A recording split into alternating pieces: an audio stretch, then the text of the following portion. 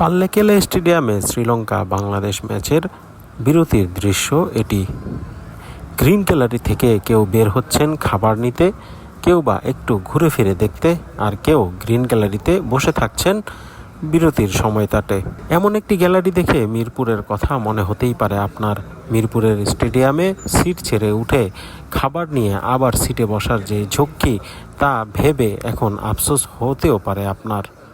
শ্রীলঙ্কানরা ম্যাচের বিরতিতে green gallery ছেড়ে আশেপাশে ঘুরতে পারেন, সময় কাটাতে পারেন নিজেদের মতো করে। শুয়ে বসে খেলা দেখার ব্যবস্থাও আছে। এই সুযোগটা আমাদের সিলেট স্টেডিয়ামেও আছে। সেখানে বসে বসে খেলা দেখা যায়, দাঁড়িয়ে বা শুয়েও খেলা দেখা যায়। কিন্তু সেই স্টেডিয়ামের গ্যালারি ছেড়ে বের হওয়ার উপায় নেই, যেটা ব্যতিক্রম পাল্লেকেলেতে।